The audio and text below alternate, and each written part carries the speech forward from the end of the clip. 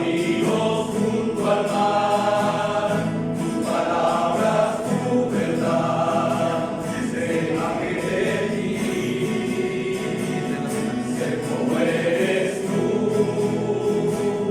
servidor de los demás, dime cómo, en qué lugar, te hago falta más. Dime, Señor, en qué te puedo servir, déjame conocer tu voluntad. Dime, Señor,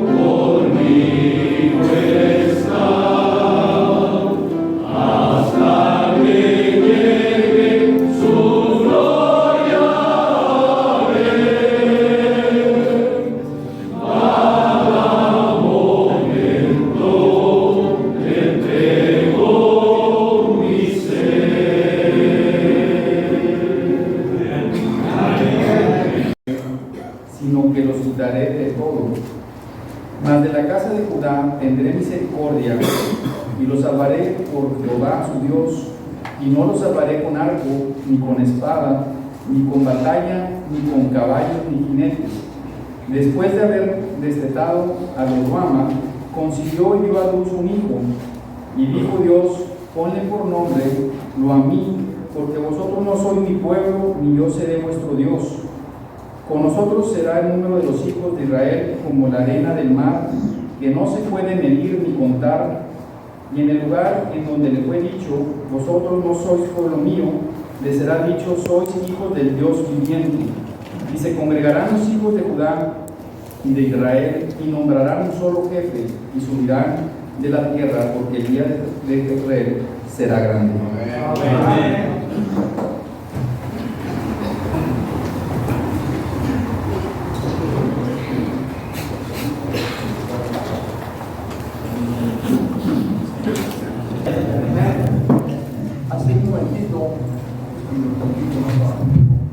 Hace un momentito estábamos dando la bienvenida, pero le dimos la bienvenida a los hermanos de Campeche, ¿verdad? Pero pasamos por alto al hermano Josué Santiago, que si bien muchos lo identifican, y yo creo que él mismo se identifica con nosotros aquí como iglesia, pues ahorita está trabajando allá en Ancón, Orcón, precioso lugar por allá. Y está aquí también para asistir al campamento de los Posiblemente de eso que te conozcan, que te reconozcan, que te recuerden.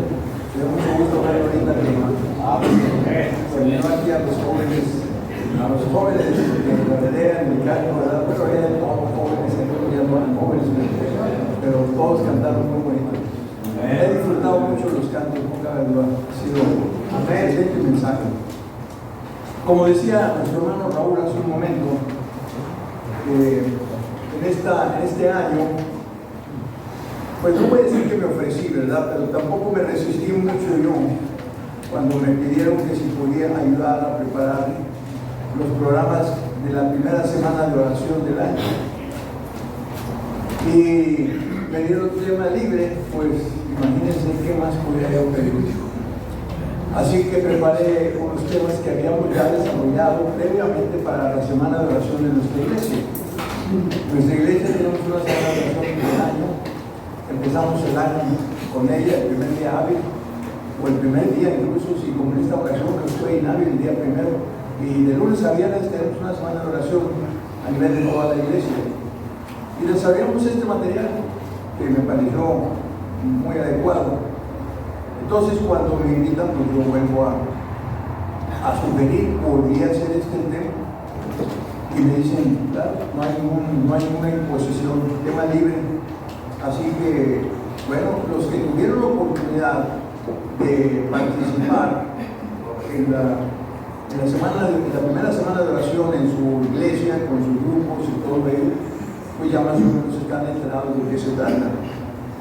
Avisamos, informamos que íbamos a tomar el tema de la profecía de Oseas.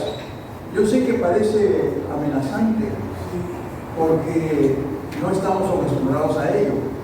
Y bueno, si acaso no es lo adecuado, yo ofrezco una disculpa, pero acabo también de prometerle al hermano Raúl, ¿verdad?, que con el favor de Dios, si me lo permiten, estaré trabajando, desarrollando los programas del resto del año.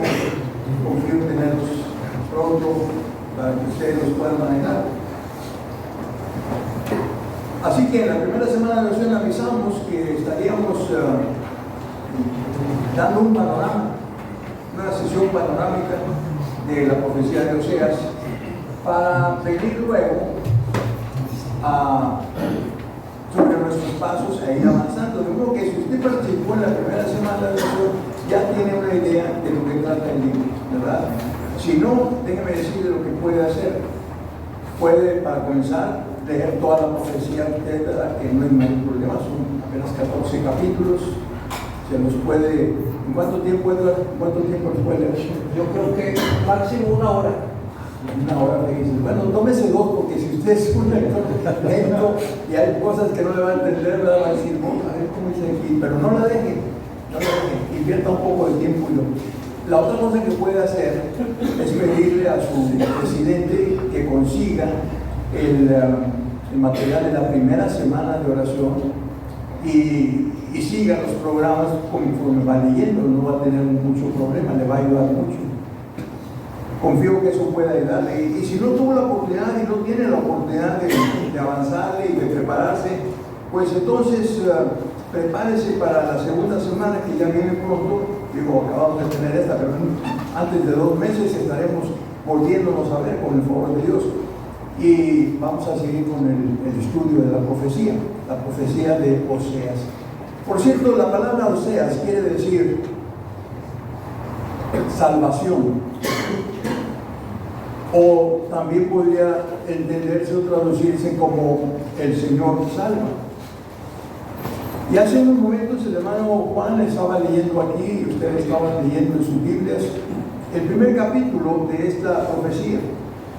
Y lo primero que queremos decir es que, si ustedes notaron, el primer capítulo, el primer versículo dice, palabra de Jehová que vino a Oseas.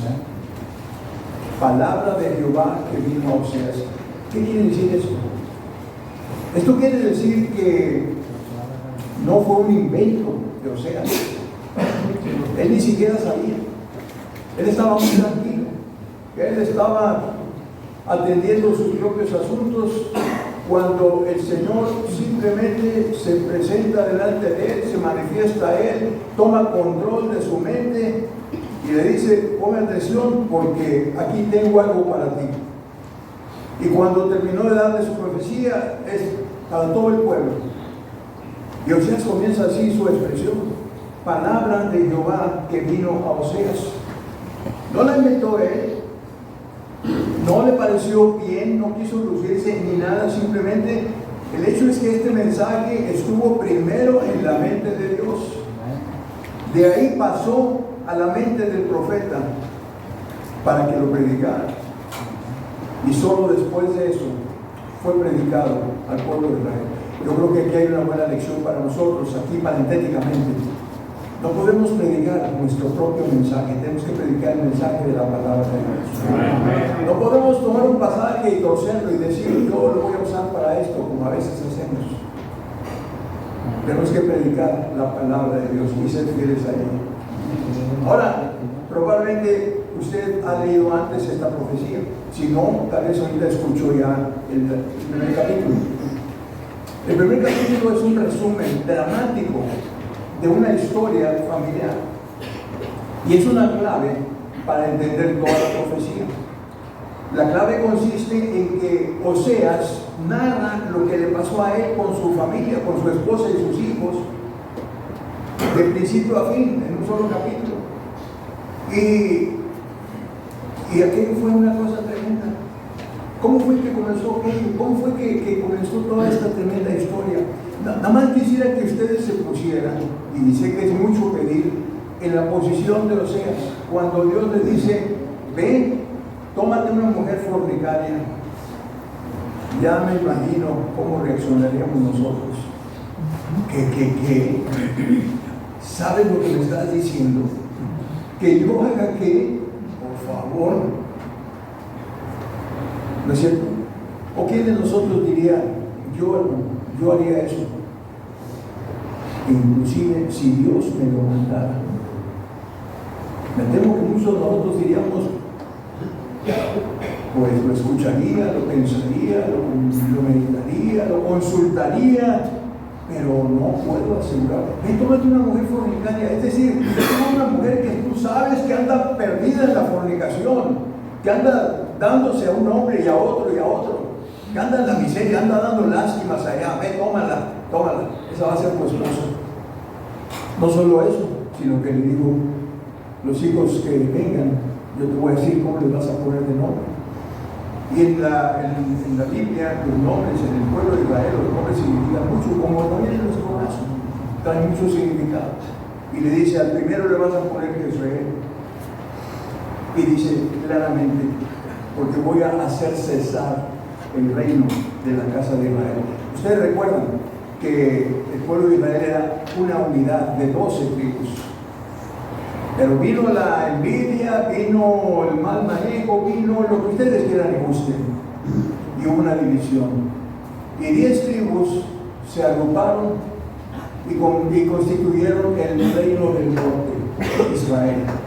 2 tribus se quedaron juntas y constituyeron el reino del sur, Judá.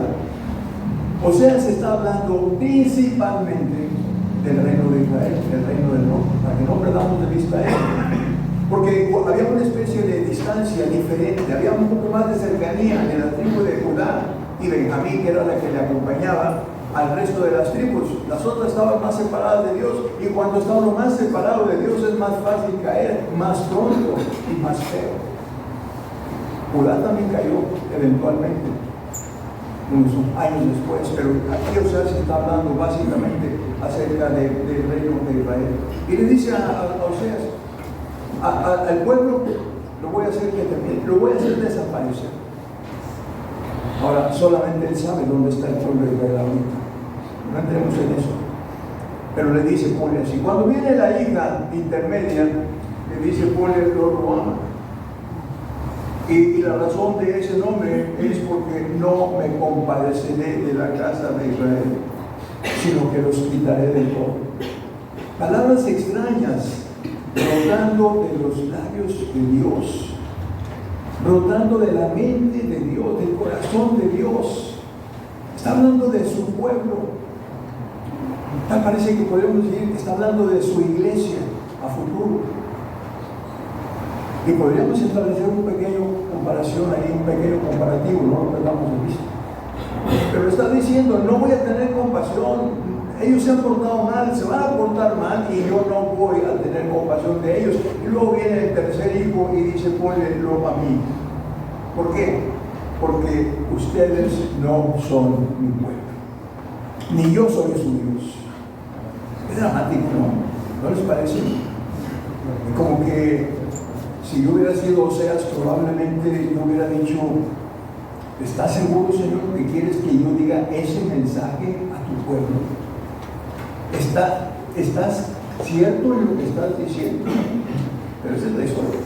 Eso es lo que le pasó a Oseas en su vida personal. Y como dije, es una clave fundamental para entender toda la profecía. Oseas habla de su familia y luego razona y concluye y dice, ya me doy cuenta qué es lo que está pasando aquí. Claro, a él le tocó pagar el precio, ¿verdad?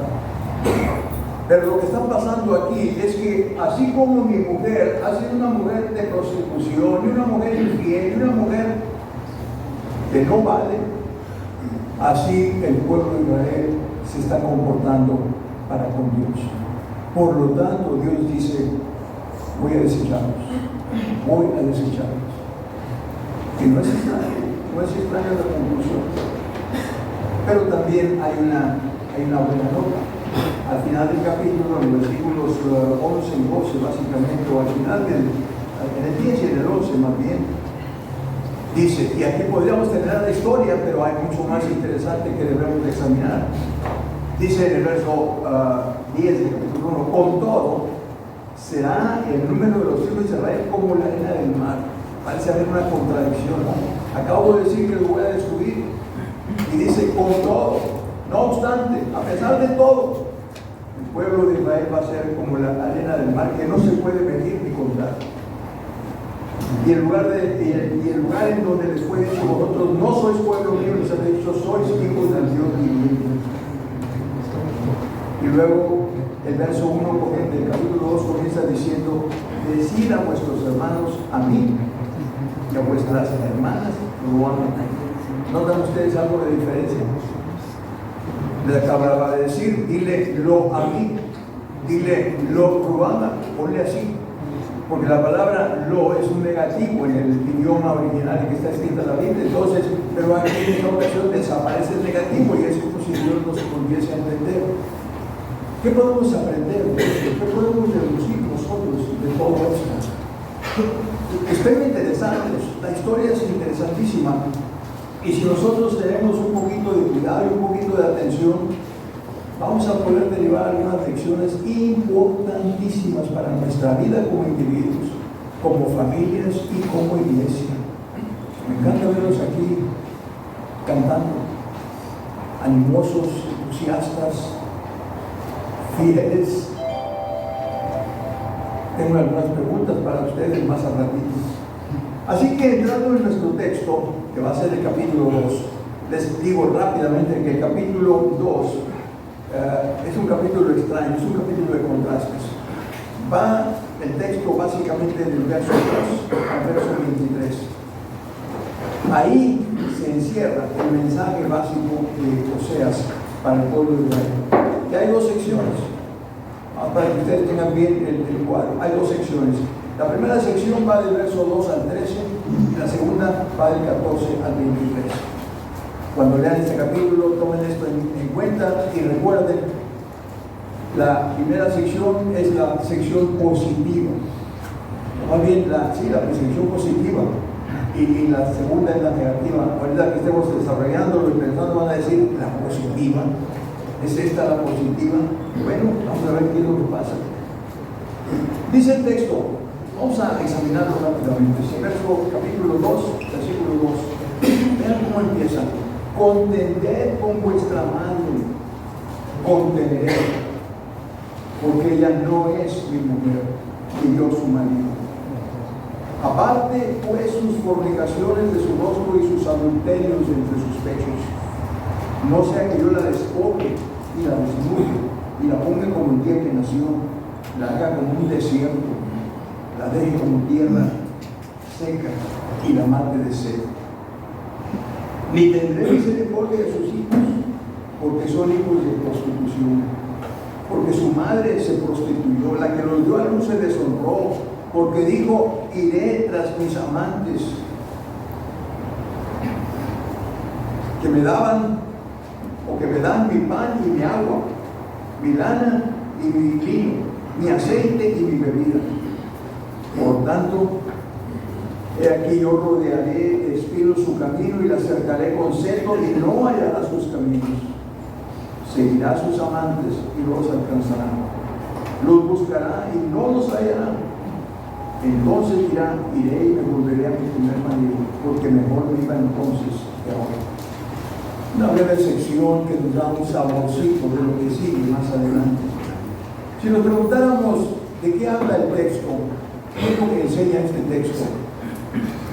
Tenemos que resumirlo diciendo que, si bien es cierto que Dios tiene que disciplinar la desobediencia de sus hijos, lo cual le causa mucha tristeza y dolor, igual que a ustedes padres, cuando tienen que castigar a sus hijos, Dios no renuncia a su pacto con ellos, ni los desechará para siempre, sino que hará lo que tenga que hacer para atraerlos de nuevo a Él.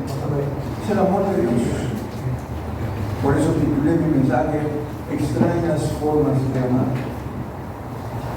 Yo les invito en esta noche y a cada momento, y ojalá y se lo grabe bien en su mente, y ojalá y lo puedan ustedes recordar una y otra vez, y se pregunten, ¿cómo ando yo personalmente como cristiano? ¿Cómo ando yo en mi relación personal con Dios?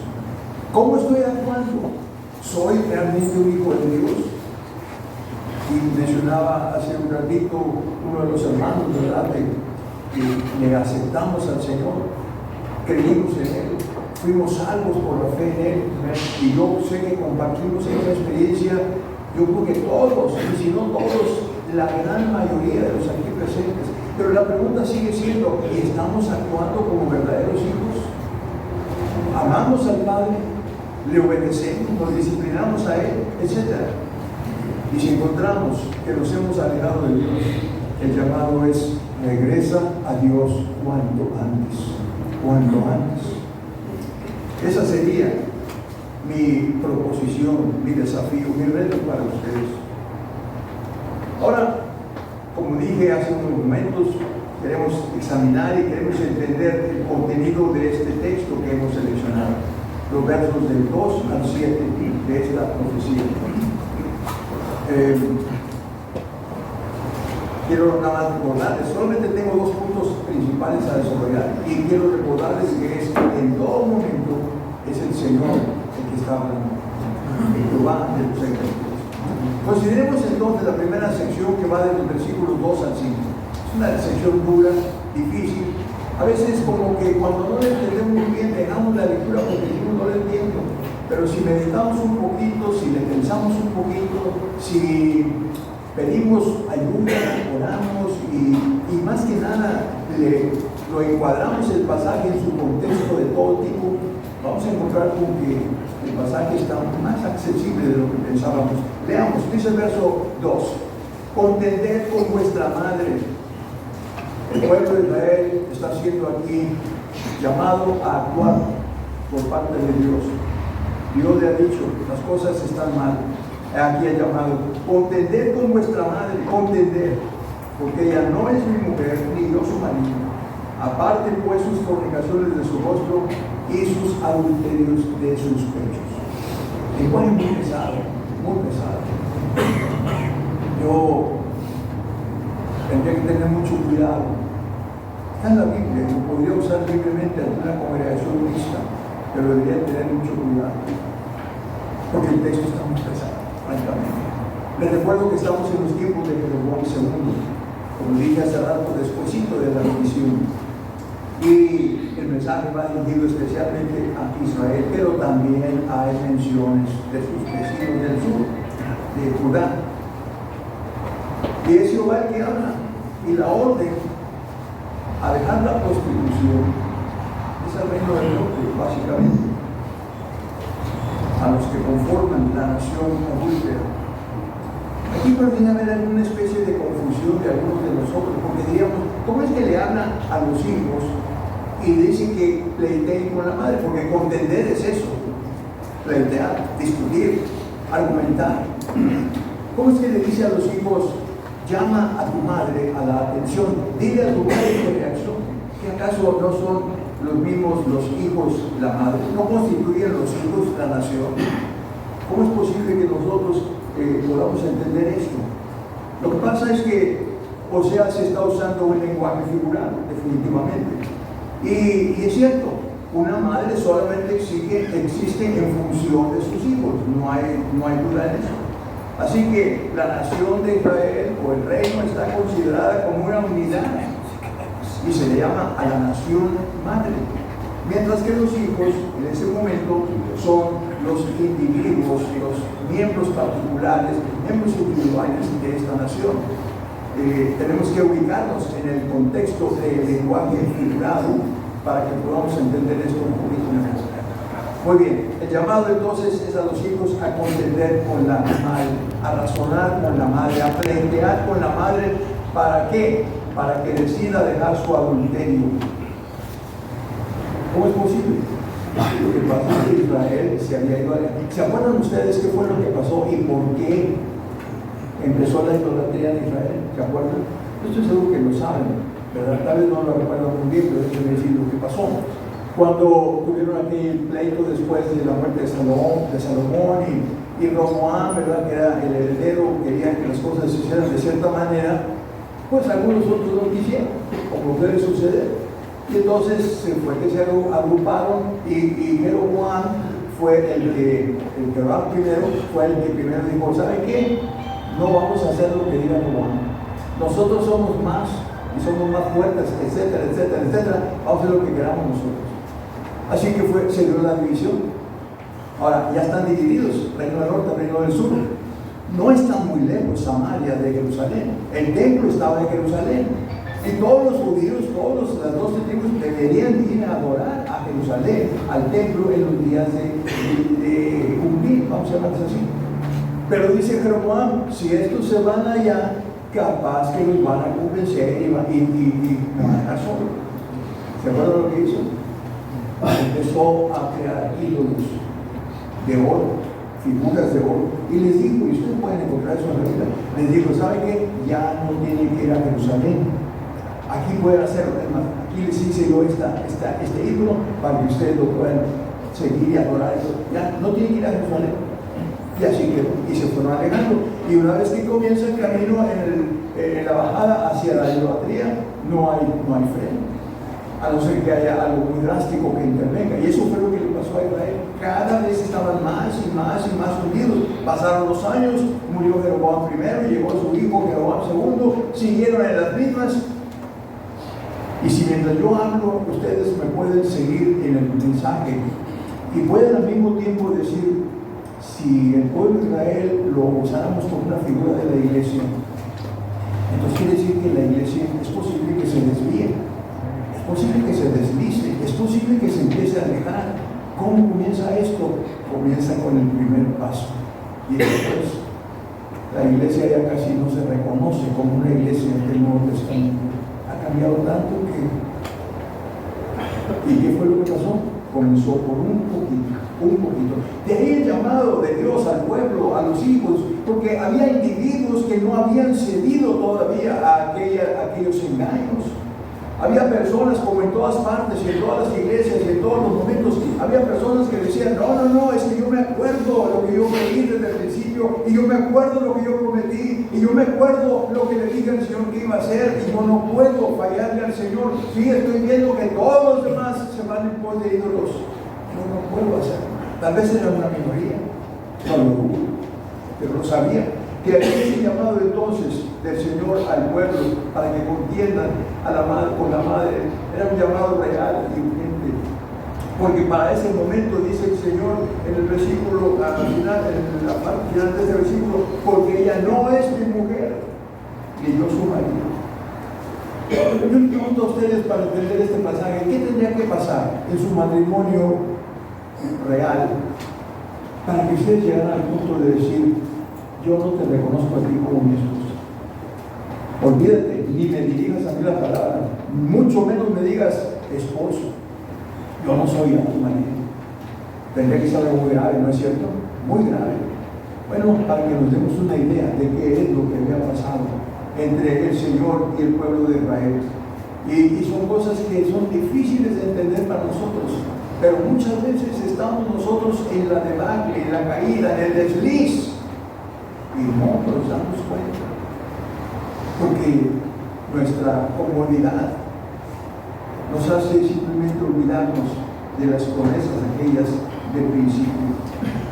Israel había comenzado a afectar la relación con el Señor seriamente, y una vez que comienza, como dije, es difícil que se detenga.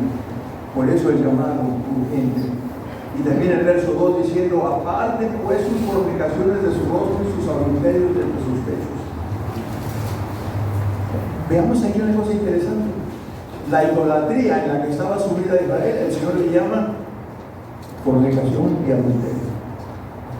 Dicen, bueno, qué bueno, pero nosotros no somos idólatras, hermano. Nosotros no tenemos en nuestro templo. Yo creo que en la mayor parte de los templos no tenemos, bueno, ningún templo de los que yo conozco tenemos ídolos, ¿verdad? A no ser que en las últimas semanas o meses alguna iglesia, algún pastor haya empezado a poner por ahí algunos idolillos, no lo sé. Pero les pregunto en forma individual, ¿tenemos ídolos? ¿Acaso no tenemos ídolos? ¿Acaso no nos apasiona a veces a nosotros el auto que tiene que ser este auto, que tiene que ser este vehículo de estas características, y lo ando buscando y lo voy a comprar uno de estos días, y cuando lo compre lo voy a manejar y me pegan ahí para que me vean? ¿No estás, Oscar, por ahí? Pregunto porque Oscar estaba pendiente, era vendedor de autos de lujo. Y una ocasión llegó aquí manejando, ¿qué era? Un Porsche, ¿verdad? Corvette, un Chevrolet Corvette rojo, precioso, de 2 puertas. No, se me fueron a mí los ojos. Y yo, si me acerco, voy a preguntar cuánto cuesta. Conozco a Oscar desde que era casi un niño, ¿verdad? Y vino casi por mí acá, me llevó allá. Manéjelo, le dije, no, tiene seguro, no se preocupe, no, me va a gustar y luego voy a hacer, ¿verdad? Este es el problema. Me permitió tomarme unas fotos ahí con él, con ese truco. Pero no es cierto que a veces pasa eso. O tal vez es una artista.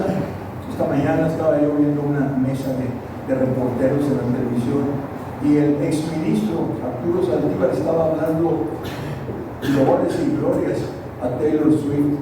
A Taylor Swift será ella, ¿verdad? Pero él la tiene algo grandioso. No digo que sea su vida, simplemente está aprovechando el momento.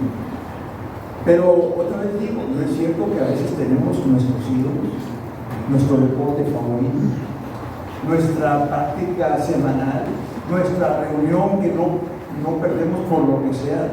Podemos perder cultos de templo, podemos perder actividades de la iglesia, podemos perder la reunión de los varones, podemos perder lo que sea, pero esto no. Yo no veo mucha diferencia entre tener ídolos así visibles, ¿verdad? Que no hablan, ni oyen, ni nada, y tener esos otros ídolos que también nos controlan. Es simplemente un pensamiento, porque el Señor dice que la idolatría es fornicación y adulterio, y nosotros no pensamos así. Bueno, para que lo vayan tomando en cuenta y lo recuerden, para que no haya problema. Israel había estado cautivo en Egipto y el Señor lo sacó de allá. El Señor levantó a Moisés y lo mandó. Bueno, Moisés era un fugitivo, ¿se acuerdan, verdad? Y lo levantó y lo fortaleció y le dio una comisión y lo mandó a sacar a su pueblo. Yo me por mi pueblo y yo voy a sacarlo porque tú vas a ser el líder y vas a apoyar a tu hermano Aarón. Porque ustedes conocen bien la historia. Israel había prometido servir al Señor, a Jehová su Dios, como su único Dios. De manera que cuando viene y cae en la idolatría, sea esto lo que sea, está fallando al Señor, está violando aquel pacto de fidelidad que hizo con el Señor, y aquello muestra un rechazo a la persona de Dios. Y eso viniendo de Israel, que era el pueblo de Dios, eso viniendo de una iglesia, de un cristiano que ya ha tenido la experiencia de salvación y se llega al punto de rechazar o olvidarse del Señor, eso es peor que la idolatría de los que nunca conocieron al Señor. Yo puedo tener aquí una persona que jamás tuvo el beneficio de que alguien le instruyera la palabra de Dios y que todo lo que hace es adorar sus ídolos. Puedo tener aquí una persona que estuvo en un tiempo en una iglesia sana, bíblica, que fue instruida, que fue ganada, que fue evangelizada, fue bautizada y después se olvidó de Dios, no se volvió a parar de él, no le importó nada más, todo lo que quería era cumplir con un acto que hasta cierto punto había considerado como una especie de ídolo. Le preguntaría quién es peor: el que nunca tuvo ninguna luz espiritual, o el que la tuvo y la abandonó. Y ese en ustedes un poquito. Aquí es el momento, esta pausa, y preguntarnos. Es un buen momento para hacerlo. No me respondan, no levanten la mano ni digan nada, pero somos los aquí presentes, hijos de Dios, realmente. Bueno, considere las preguntas. Establecimos un pacto con el Señor en alguna ocasión. Le ofrecimos que al tomarlo como nuestro Salvador personal, lo reconoceríamos también como el Señor de nuestras vidas. Es algo diferente, es un paso más allá. Así que yo pregunto, ¿cómo andamos nosotros entonces en cuanto a nuestra obediencia, nuestra fidelidad al Señor? ¿Qué tan obedientes hemos sido a lo que Él ordena en su palabra? Tenemos la práctica de leer diariamente la palabra de Dios. Aquí me temo que si yo pidiera, levante la mano los que leen la palabra de Dios todos los días, algunos, para ser veraces, si creen con su mano, ¿no? Y otros, para no quedar mal, levantarían la mano y mentirían. Porque lo cierto es que nos falta disciplina. Pensamos que tenemos derecho a todas las bendiciones de Dios, pero no tenemos ninguna obligación con Él. Es lo que estaba pasando con Israel. Estoy simplemente tomando el ejemplo de allá y por eso pregunto, ¿tenemos la práctica de leer diariamente algún pasaje de la Biblia? ¿Lo examinamos el pasaje? ¿Nos detenemos a ver qué dice o simplemente cerramos y no le entiendo? Está muy complicado, déjalo. ¿Cómo estamos? Y si entendemos el pasaje, ¿lo cumplimos? Si el pasaje dice, escúchame, quiero que seas fiel, quiero que cumples lo que me prometiste, ¿lo cumplimos o cerramos la Biblia mejor? Pues se está poniendo muy pesada. El mensaje es para nosotros. A mí me interesa la historia del pueblo de Israel, a mí me interesa conocer la profecía como tal, en su contexto principal, pero a mí también me interesa aplicarla a mi situación, a mi propia verdad. Y créanme, hermano, créanme, yo no sé en qué momento vino esta inquietud a mi mente, fue allá por el mes de septiembre, octubre, que estaba yo pensando en mis lecturas. Y como les he mencionado aquí a los hermanos de la unión local, mi esposo y yo tomamos ese librito que estamos viendo ahora aquí nosotros hace varios meses, y ya en alguna ocasión, en alguna lección surgió una palabra que me hizo, a ver qué dice ahí, léelo, y de ahí comenzó mi inquietud y empecé a perseguir a ustedes. Y me metí más y más y más, y me está costando, no tanto el tiempo o el esfuerzo, me está costando la confrontación propia, personal, al meterme yo en la palabra de Dios y decir, ¿tú cómo andas? Por eso les pregunto a ustedes, ¿cómo andamos? ¿Estamos cerca del Señor realmente? ¿O nos hemos alejado de Él y ni siquiera nos damos cuenta? Si hubiera un instrumento aquí esta noche de 100 preguntas para contestar sí, no, o lo que sea, 8, 10, 5, el número que sea, que pudiéramos detectar nuestra cercanía o nuestra lejanía del Señor, ¿cómo creen que saldríamos? ¿Cómo creen? Es para que pensemos y no digamos, no le entiendo, déjame, porque si esto está hablando allá, muchos años antes de que Cristo viniera, pero está hablando también de nosotros, definitivamente.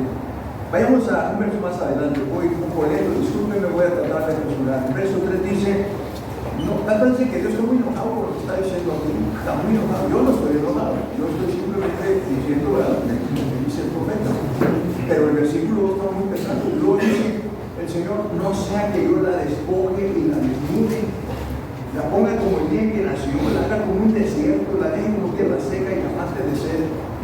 ¿Qué lenguaje es ese? Preguntaríamos, para una persona que ama a otra, para un Dios que ama a otro. ¿Qué lenguaje es ese? ¿Es un lenguaje de amenaza? Lo que está diciéndole a los señoritas es, ustedes que son todavía creyentes, ustedes que todavía los puedo sentir cerca de él, ¿saben qué? Pónganse las pilas y confronten a su madre, a la nación, a la iglesia, diría yo, hoy en día. Y díganle, ¿cómo andamos, hermano? ¿Cómo andamos? Ustedes como nuestros líderes nos están llevando bien o nos están llevando mal, porque aquí dice, y muéstrenle, Dios está enojado, el Señor está enojado. Y dice, y si no lo hacen, no vaya a ser que yo la despoje a la nación y la desnude. Eso de despojar, de desnudarla, era una conducta normal en los tiempos en que se encontraba en Israel una mujer adulta. Ustedes lo recuerdan. Y esa mujer adúltera simplemente era peleada, perseguida, correteada, desnudada, maltratada y humillada. Pero ¿qué está diciendo el Señor que va a hacer con su pueblo? No vaya a ser que yo haga esto. Convénzanla, que cambie, porque si no, yo soy capaz de hacer esto. Y luego dice, y la ponga como el día en que nació. Yo no sé cuántos de ustedes han tenido la oportunidad de estar en el salón de operaciones en el momento en que ha nacido uno de sus hijos o uno de sus hijos. Es una experiencia aterradora. Muchos han pasado por eso, se han preparado, porque he sabido de algunos padres que se creen muy valientes y le entran y se desmayan ahí a la hora que empiezan los gritos y todo lo demás. Pero nada más para que ustedes entiendan la figura, y la entienden, estoy seguro, y la pongan como el día que nació. ¿Cómo nació un bebé? Cuando sale del vientre de la madre, precioso, ¿no es cierto? Limpio, bonito, oloroso. No, todo lo contrario. Viene feo, francamente, viene lleno de grasa, viene lleno y por eso lo tienen que tomar. Ya cuando lo ponen en la cunita ahí para que lo vean todo, ya está bañado, ya está cambiado, ya está talqueado y está perfumado y todo, y está ya alimentado. Pero el Señor está diciendo, si esta nación sigue así de infiel, Yo soy capaz de... Y no crean que no es capaz de hacerlo. Lo haría. Porque Israel se lo buscó. Y lo hará con cualquiera de nosotros, individuos o familias o iglesias, si nosotros nos olvidamos del Señor. Tenemos que tener mucho cuidado con eso, mucho cuidado. Y luego dice, la haga como un desierto en la tierra de Israel. Algunos de ustedes han tenido el privilegio de viajar a Israel y saben que gran parte de la tierra es desierto. Nacieron los kibbutz y todo, pero el desierto sigue y no viene. Y el desierto no es agradable, el desierto no es bonito, el desierto no es llamativo. Y el Señor dice, si sigue así de infiel, la voy a hacer como un desierto, la voy a dejar como tierra seca y la voy a matar así. Creo que todos entendemos perfectamente bien las figuras del Señor y entendemos el marco que el Señor está lastimado y está reaccionando de una manera que a nosotros nos parece incomprensible. Y antes de pasar a mi siguiente punto, quiero hacerles una pregunta, muy honesta. Concentren ustedes la respuesta en su mente, pero háganse la pregunta. ¿Estamos conscientes nosotros de que si seguimos siendo desobedientes y rebeldes al Señor, estoy hablando del momento presente, momento actual, podría venir sobre nosotros un castigo como este? Pensamos en que Dios podría ser capaz de... No me respondan, no estoy aquí sondeando el terreno. Es posible que algunos dirían, no, Dios no puede hacer eso, porque Dios es amor. Entonces yo preguntaría, ¿y qué ha pasado en otros lugares donde la cristiandad se ha alejado del Señor? ¿Sigue el Señor bendiciendo? ¿Sigue el Señor manteniendo unidad? ¿Sigue el Señor actuando y mostrando eso maravillosamente en medio de ellos? Las cosas cambian. Por eso, en virtud de eso, les pregunto yo lo siguiente. Si estamos conscientes de que si seguimos siendo desobedientes y rebeldes al Señor, podría venir sobre nosotros un castigo como este. No estoy hablando de perder la salvación y terminar el infierno por favor, pero sí estoy hablando de pérdida de privilegios, de recompensas, de presencia de dolor, de angustia personal y familiar por nuestra desobediencia a Dios. ¿Estamos conscientes de eso? Pensemos. Y respondamos en nuestra mente. Continúa el versículo 4 rápidamente con el desarrollo del sentimiento de Dios y dice, ni tendré misericordia de sus hijos porque son hijos de prostitución.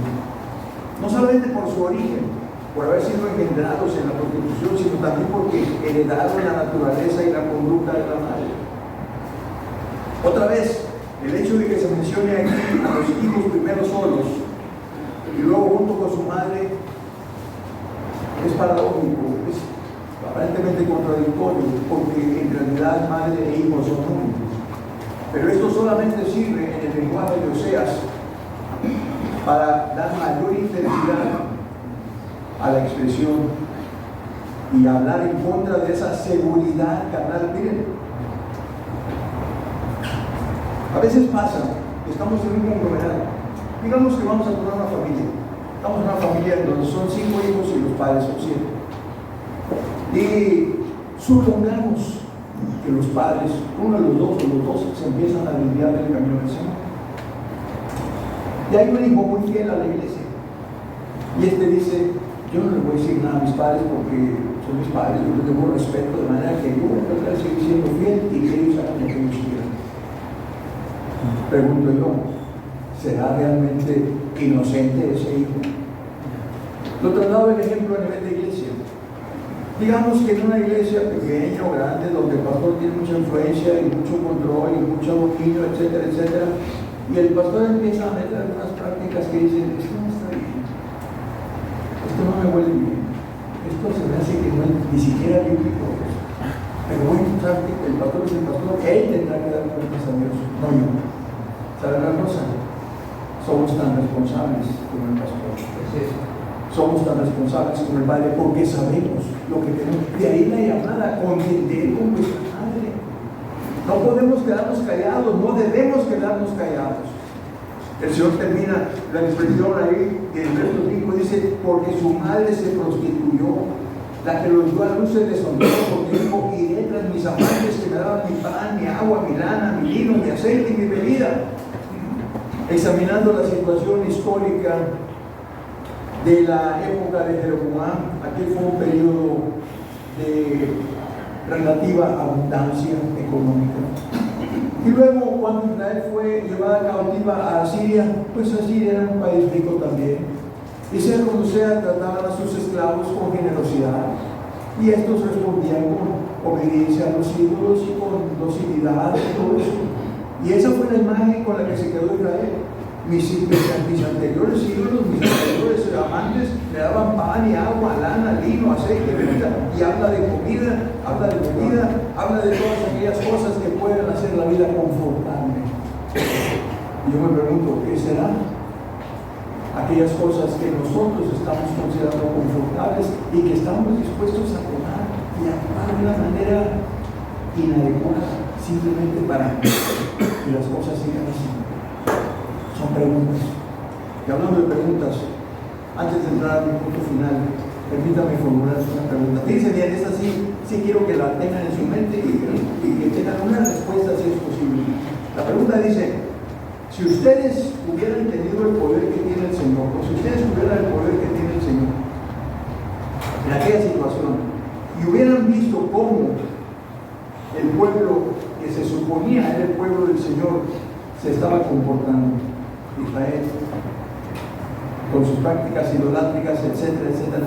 La pregunta es, ¿qué habrían hecho ustedes con Israel? Si ustedes hubieran tenido todo ese poder y hubieran visto lo que estaba haciendo Israel, ¿qué habrían hecho ustedes? Ahora, en estos pasajes que hemos leído, el Señor está enojado, está muy enojado, está muy molesto, está muy lastimado. Sin embargo, independientemente de la decisión que ustedes tomaran, de lo que ustedes dirían, yo había hecho esto y aquello y lo otro, echemos un vistazo rápido a lo que el Señor hizo. Versículo 6 y versículo 7. Esta es la decisión que Dios tomó para con el pueblo de Israel. Comienza el verso 6 diciendo, por tanto. ¿Qué quiere decir esa expresión? Podríamos traducirla como diciendo, siendo estas las circunstancias, o en virtud de lo que hemos analizado, como dice un juez antes de dictar sentencia, considerando las actuaciones, ¿verdad?, que obran en los autos, como le llaman a las actas y todo eso.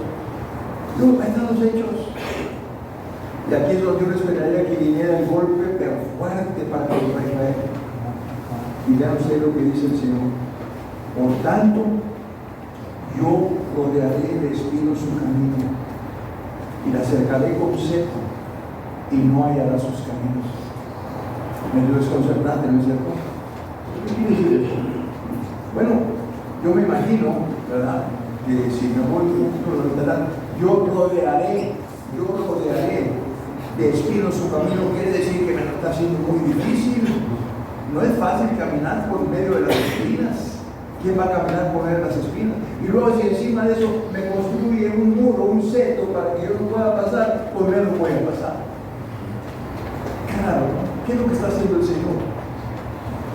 Está tratando de ponerle obstáculos en su marcha al pueblo de Israel, de una forma u otra, para impedir que avance y que siga cayendo y cayendo y cayendo en las circunstancias que la han llevado hasta donde se encuentra en ese momento.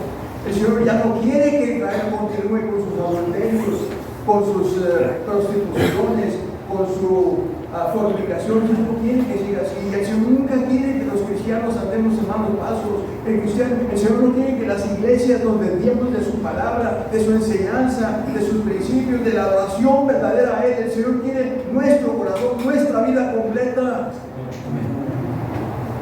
Y nosotros nos mostramos omisos en todo esto. Y el Señor hace esto simple y sencillamente por una razón. Esa figura seco de espinas, esa figura muro, denota lo que el Señor está haciendo.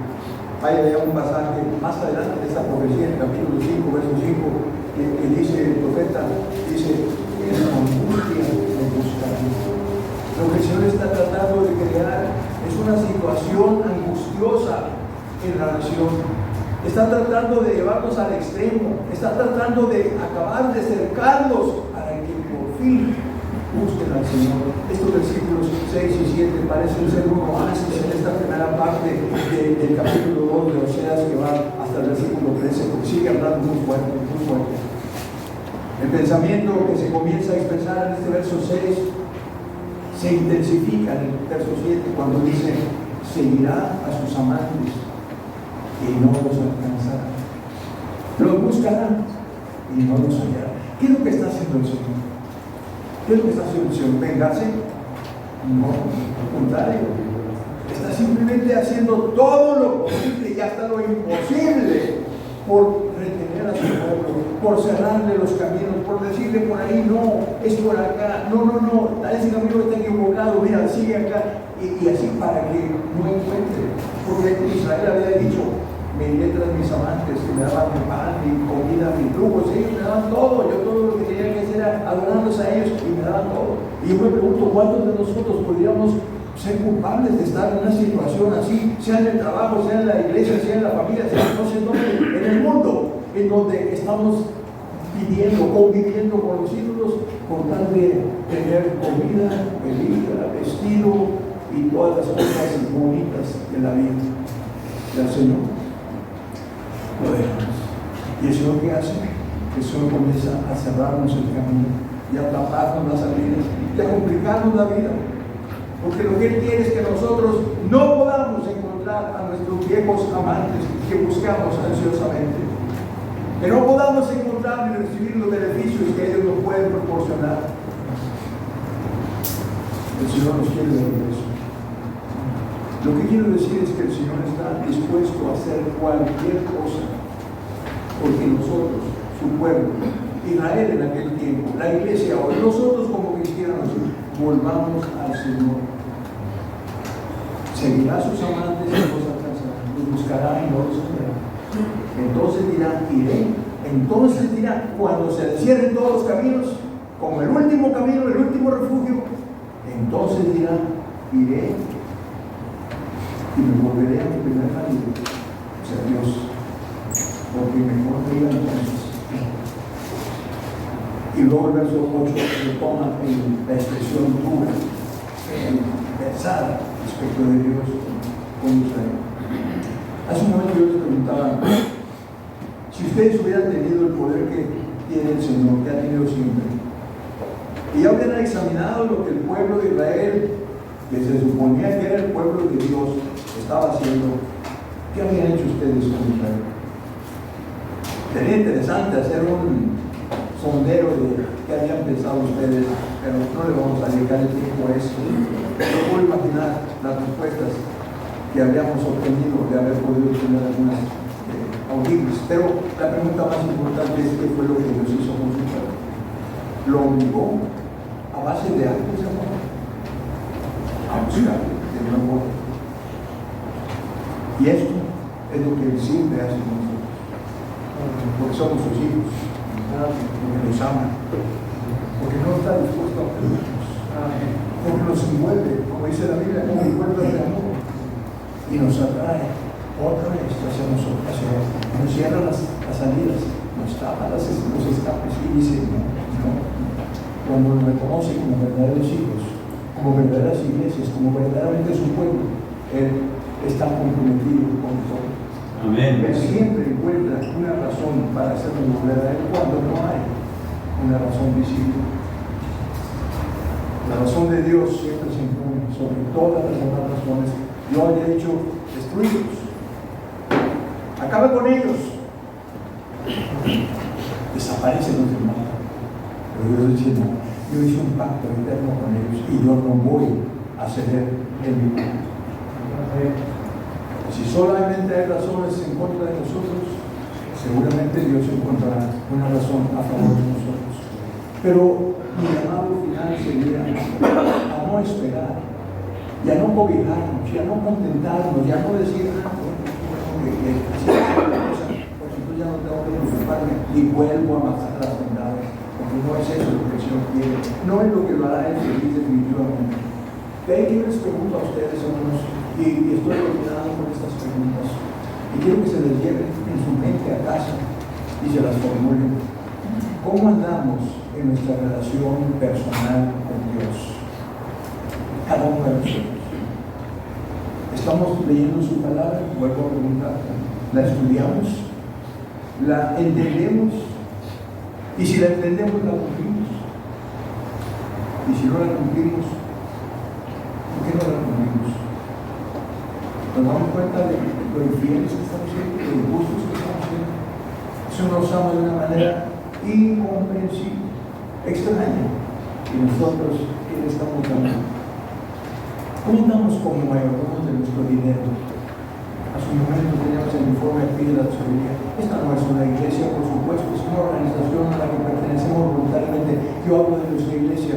Estamos siendo fieles al Señor en cuanto a nuestros diezmos y ofrendas.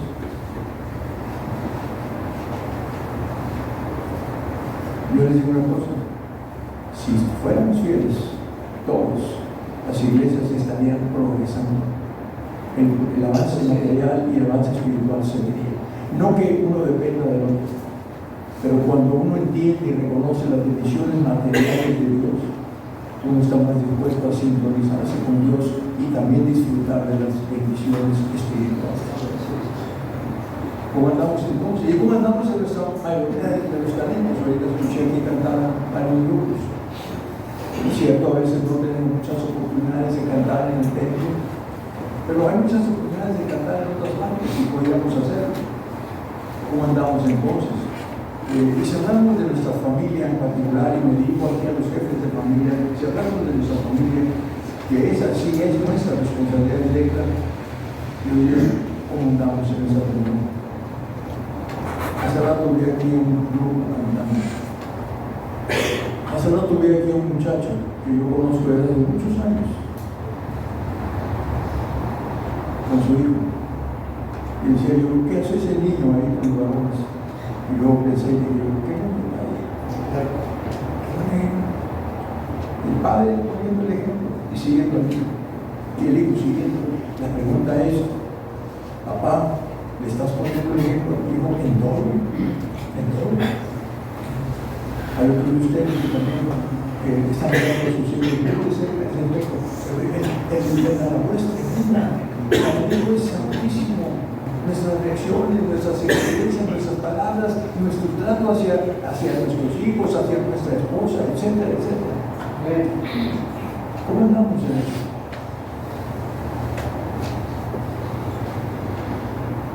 En estos días que estaba yo preparando la Santa Semana de Oración, a ver si con el libro que yo con este auto no te escribo que no te estaba yo trabajando en la oficina, yo ahí solo. Y hubo un momento en el que al desarrollar algunos conceptos tuve que parar. Había tenido un desencuentro con mi esposa, como llamo yo, ¿verdad? Ella es exigente, yo soy exigente. A mí no me gusta perder ninguna batalla, me tengo que ver tampoco. Y obviamente son muy educados, muy respetuosos, pero a la hora de la hora cada quien tiene su punto de vista. Y tal vez yo había sido un poco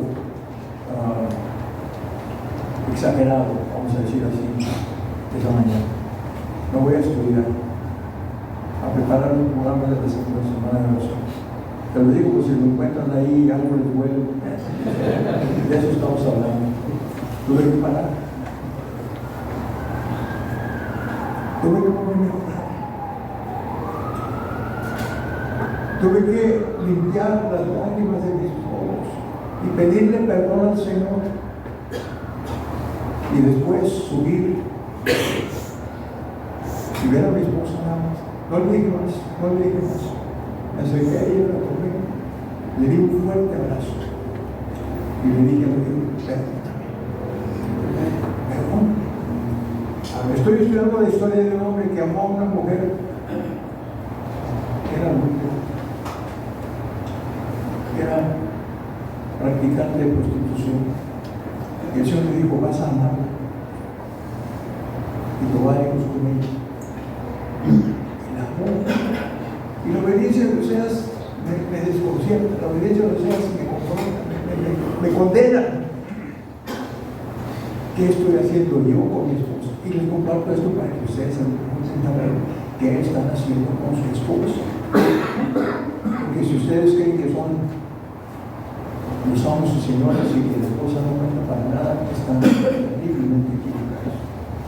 Tal vez no tengan que hacer lo que yo hice, pero son diferentes. Ustedes tienen que dar cuentas también de esto. Por eso la incluyo de todas las preguntas, porque hablamos del testimonio. Felicito a Abraham por su testimonio de traer aquí a su hijo, pero me pregunto, ¿tú haces igual en casa también, poniéndole el ejemplo de un momento? Yo veo aquí a los hermanos que vienen con sus hijos. ¿Qué ejemplo les estamos poniendo a los hijos? Podemos culparlos a ellos por lo que han hecho simplemente es hacer lo que nosotros hacemos.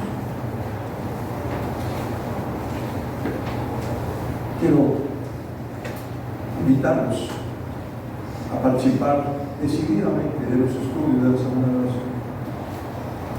Y antes de que terminemos, voy a hacer el tiempo al presente un momento más. Llegó aquí nuestro presidente de la Asociación Nacional, no me olvido seguro, bienvenido. Tal vez el presidente tenga una palabra para él. Pero hace rato también escuché aquí un canto y no puedo menos que usarlo. Le pedí al hermano Abraham, le pedí la letra. Porque yo no hubiera pensado en este canto para terminar el periodo de cantos esta tarde, pero no pudo haber sido mejor. Relacionen esto con lo que acabamos de leer. Lea la letra de este canto. Hoy quiero preguntarte, hijo mío, si mi presencia ya no te hace feliz, pocas veces buscas mi rostro. ¿No es así? He visto también que ya no hacen el amor con amor, sino solo como una rutina nada más. Ya no recuerdas cuando juntos caminaban por los dos, una sonrisa se dibujaba en tu rostro con amor. Y luego resuena el canto, vuelve a amar, como lo hiciste la primera vez, cuando del lodo yo te saqué, como a un hijo te traté. Vuelve a sentir el amor que puse dentro de ti, que aún recuerda que prometí estar siempre junto a ti. Yo quiero extender una invitación a ustedes. Voy a pedir al presidente que pase aquí y que decida quién habrá de tomar la oración. Bueno, ya hay una persona que va a tomar la oración final. Pero yo quiero que ustedes piensen y les invitaría a que mientras está la oración final pensemos en lo que hemos escuchado y que si queremos tomar alguna decisión la tomemos justamente a partir de ahora y que el Señor pueda vivir en nosotros como Él quiere, porque Él nos ama. Amén.